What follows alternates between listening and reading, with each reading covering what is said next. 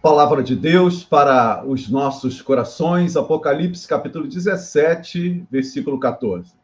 Lutarão contra o Cordeiro e o Cordeiro os vencerá, pois é o Senhor dos senhores e o Rei dos reis. Serão vencedores também os chamados, eleitos e fiéis que estão com o Cordeiro.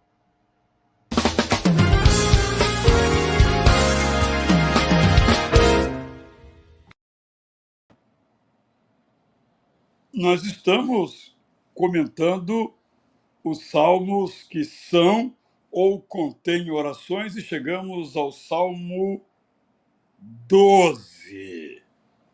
Abra então a sua Bíblia na versão que você tiver, eu usando aqui a prazer da palavra, para lermos este salmo. Antes da leitura propriamente dita, eu quero fazer uma alusão entre as nossas orações e as orações da Bíblia, particularmente as orações dos Salmos. Lendo este salmo, algumas coisas me vieram à mente, primeiramente, para lhe dizer nesta hora. Primeira, os Salmos são uma coletânea de poemas e cânticos. Importante essa distinção.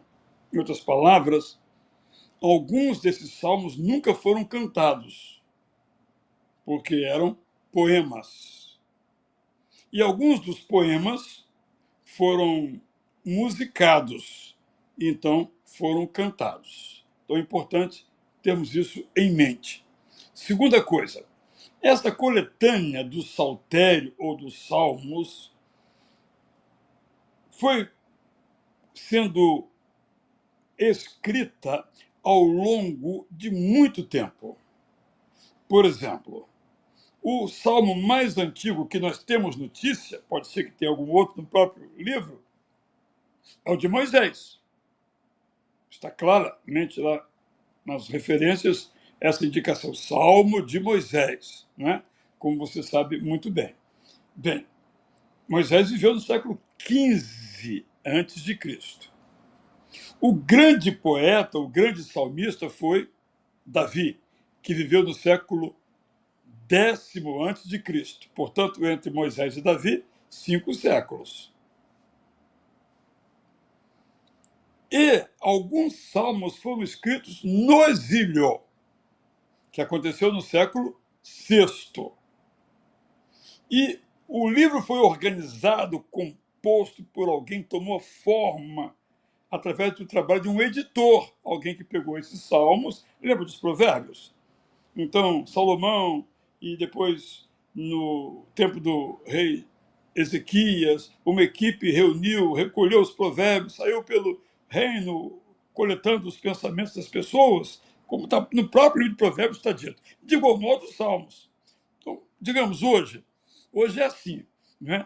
A Marília Lira, que é uma musicista, sabe disso, né? Vamos chamar antigamente, falava corinho, né? Um corinho começa a ser tocado na igreja. Ou um cântico, né? Expressão um pouco melhor. Então, só na memória. Se alguém não fizer a lexicografia, isto é, não registrar a melodia, de tal modo que outros possam cantar, vai se perder a melodia, vai virar só um poema. Então, essa distinção pode não parecer importante, mas é muito importante. Ou seja, provavelmente aí no século IV ou III antes de Cristo, alguém começou a colecionar. E vamos colocar isso aqui no livro. O livro está organizado, você vê, ó, aqui termina o livro 1, aqui termina o livro 2, aqui termina o livro... Está tudo organizadinho, tematicamente organizado. Não é de qualquer jeito, na orelhada, como se diz, negócio muito bem feito, inspirado para se tornar melhor ainda pelo próprio Espírito Santo. Então, esse editor anônimo reuniu essas coletâneas. Agora, mais ainda, quero dizer o seguinte: nem todos os salmos são salmos comunitários. E aqui eu chego então à oração. Alguns salmos são salmos personalíssimos. São histórias de indivíduos. Então você vai ter o salmo dizendo eu. Como hoje você tem música eu. E você vai ter salmos da comunidade, nós. Aí vem essa distinção importante. Quando eu oro na igreja, reunida, é o nós orando. Eu estou levando ao Deus eterno os sentimentos, os pensamentos da comunidade que naquele momento, por meio da oração, eu estou representando. Isso qualquer pessoa que ora em público. Então, quando eu oro em público, eu não peço por mim, não agradeço por mim, eu agradeço por nós. Essa distinção é valiosa. Então, agora eu vou ao Salmo 12 e vai ficar muito claro como nesse salmo o nós e o eu estão misturados. Vamos lá a ele, então? Vou ler aqui, então, como eu disse na Prazer da Palavra. Você pode acompanhar e conferir. E vai ficar muito claro também para você o que eu disse quando falei da versão palavra por palavra e a versão ideia por ideia. A Prazer da Palavra, uma tradução, ideia por ideia. Porque no hebraico, quase sempre a segunda linha, nós, em nossa língua, colocaríamos na primeira linha.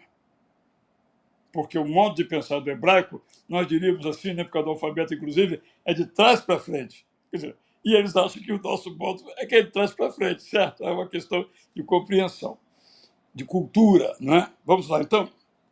Salmo 12. Ó Deus eterno, socorre-nos. A realidade em que vivemos é dura demais. Ninguém mais te leva a sério. Ninguém tem interesse em ser fiel aos teus mandamentos. O que predomina é a mentira. O que funciona é a bajulação. A estratégia de todos é parecer o que não são. Eu te peço que entres em ação. Acaba com a bajulação e põe fim à mentira. Eis o que escuto essa gente dizer. Nós vamos vencer. Enganaremos e triunfaremos. Não há ninguém que nos possa deter. Contudo, eis o que escuto Deus eterno dizer. Faça uma pausa aqui, observe. Pode voltar, uma pausa aqui. Observe, os salmos são registros. Eu orei, e o que é que Deus fez? Ele escreve um salmo para contar. Então, tudo nesse Salmo 12 aqui é maravilhoso, realmente, você perceber, atrás de um salmo que nós oramos hoje, que nós repetimos hoje, que tem uma pessoa como eu, como você. É extraordinário. Prossigamos, então, na leitura. Está demais a opressão. Não posso continuar ouvindo o gemido dos necessitados e não agir. Vou acabar com a opressão dos pobres e libertar os oprimidos. Que alegria ouvir, olha aqui o diálogo, né? Deus falando, Deus respondendo à oração. Que alegria ouvir essas suas palavras, ó Deus eterno. Para mim, elas são puríssimas. São como ouro de elevado quilate. São apreciadíssimas. A imagem original aqui é o mel. Mas o mel não é algo hoje tão mais disseminado em nossa cultura. Mas a expressão mel puro existe. Eu só peguei, então, o puro, o puríssimo, nessa paráfrase. Agora tenho certeza que nos guardarás e nos livrarás dessa gente perversa. Não mais me importo com o fato de os perversos continuarem por aí, debochando da decisão certa, achando que não agirás, porque eu sei quem tu és. Então, esse salmo é uma história de um diálogo, de um homem ou uma mulher fiel a Deus e que leva para a congregação reunida, leva a sua perplexidade, não é? Às vezes nós achamos que orar bonito é orar bonito, isto é, falar palavras bonitas que impressionem. Ó onipotente Deus, Deus de Abraão, Isaque e Jacó. Isso tem o seu lugar. Mas a oração bonita é aquela que conta a nossa história como comunidade e, às vezes, como indivíduo. Essa é uma oração que temos que fazer, porque a maldade está aí, a perversidade está aí, a bajulação está aí, essas coisas todas que o salmista conta estão aí. Mas na oração nós podemos colocá-las e Deus vai nos responder, porque a oração é o lugar da fala e da resposta. Pense nisso enquanto você ouve uma linda música para a sua inspiração.